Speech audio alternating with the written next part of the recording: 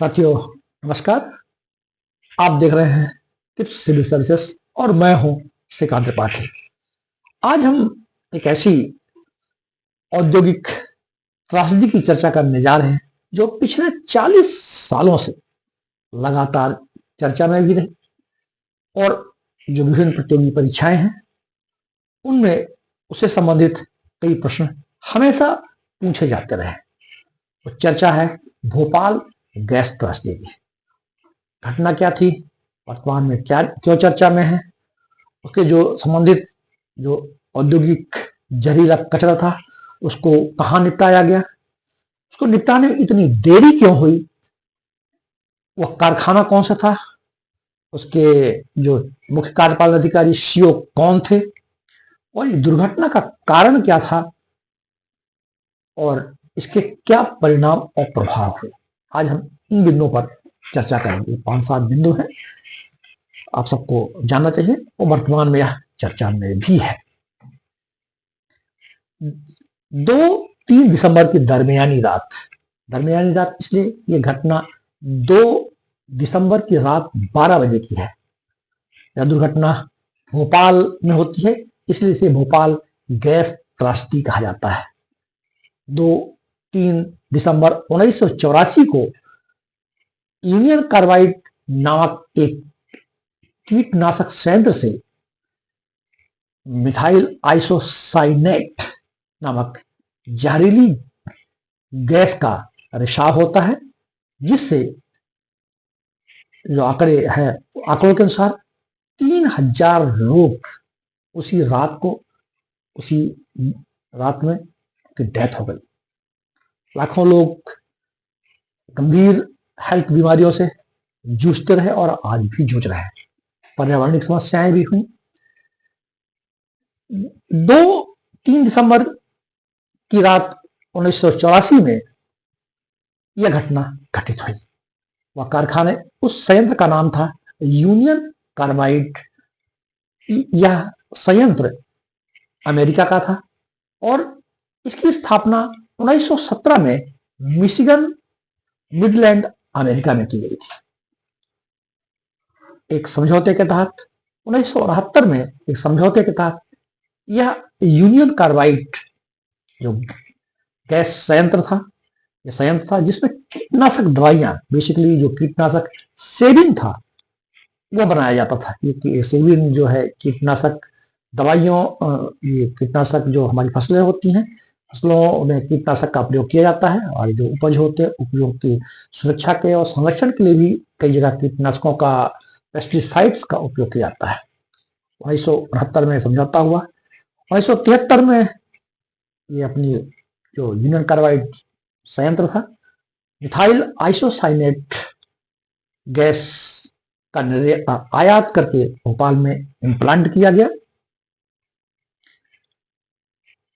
जब ये घटना घटित हुई उस समय इसके जो मुख्य कार्यपालन अधिकारी थे वो बारन एंडरसन थे। मिथाइल आइसोसाइनेट, इसका रासायनिक सूत्र CH3NCO है। CH3NCO।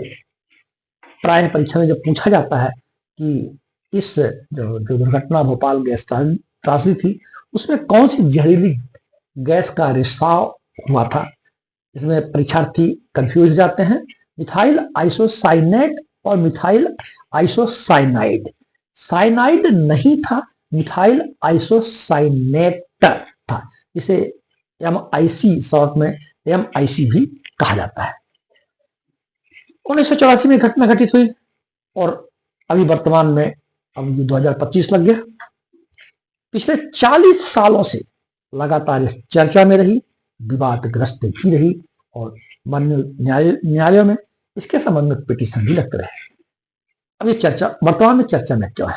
दुर्घटना घटित होने के बाद जो जहरीली गैस निकलने के पश्चात जो औद्योगिक संयंत्र था, जहरीला कचरा था, उसका निपटारा कैसे किया जाए। निपटारा चूंकि जहरीला था, उसके जो इम्पैक्ट थे, उसके रेडिएशन थे, उसके प्रभाव उस समय भी पड़ रहे थे और आने वाले समय में भी पड़ने की संभावना थी। इस संबंध में माननीय उच्च न्यायालय में पिटीशन लगाई गई 2005 में और ये हुआ कि इसको गुजरात के अंकलेश्वर में इस औद्योगिक कचरे का, जहरीले कचरे का निस्तारण किया जाएगा। गुजरात प्रदूषण नियंत्रण बोर्ड ने इसकी एनओसी दी, लेकिन इसका विरोध होने की वजह से गुजरात नियंत्रण बोर्ड ने अपनी एनओसी वापस ले ली। 2012 में भारत सरकार ने मध्य प्रदेश में ही इस जहरीले औद्योगिक कचरे के निस्तारण की सहमति दी।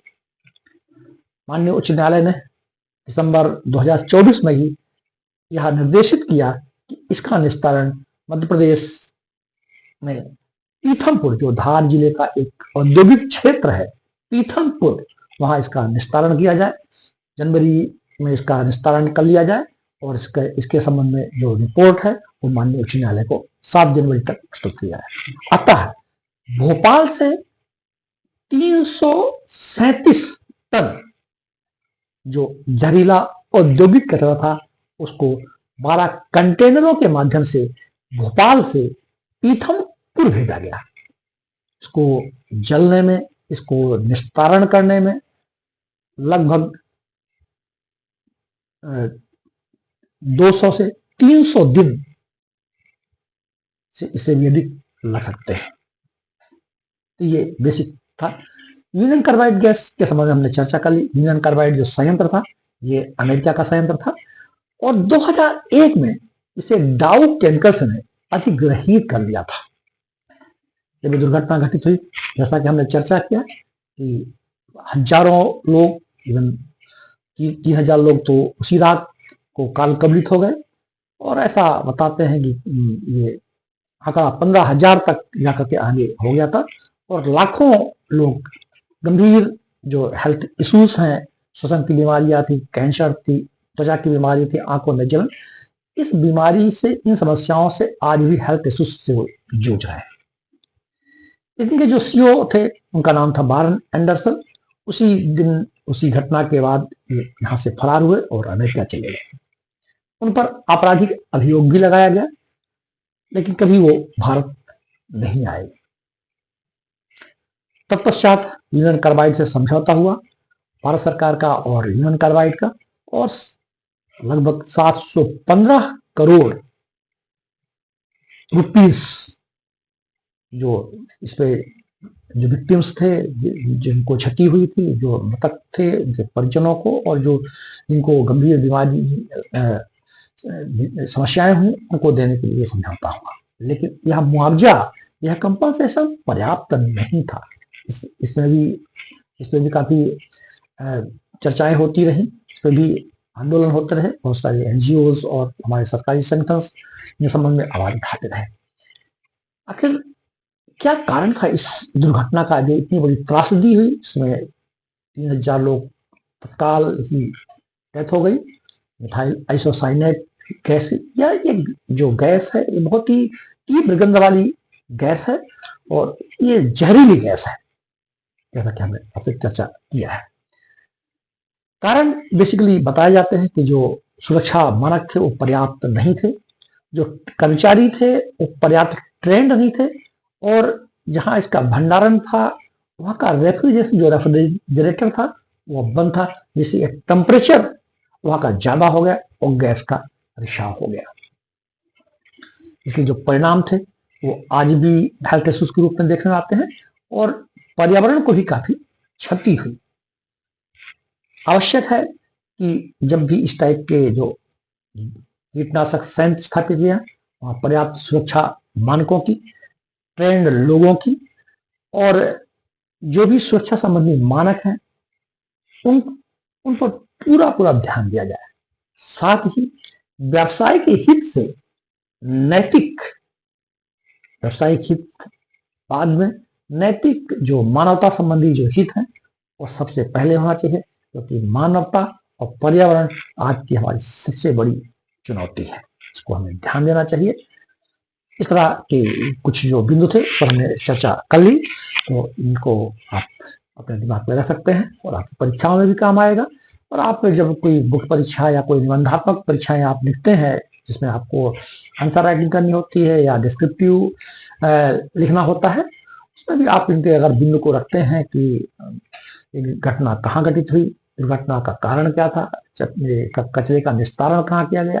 पीथमपुर आप याद रखें कि ये पीथमपुर इंदौर के पास धार जिला है, वहाँ पीथमपुर एक औद्योगिक क्षेत्र से जहाँ गाड़ियां बनती हैं, इसे मध्य प्रदेश का डेट्राइट भी कहा जाता है। ऐसा आप कुछ बिंदुओं पर आप ध्यान रखेंगे तो आपका एक अच्छी तरह से इसको समझ पाएंगे। जय।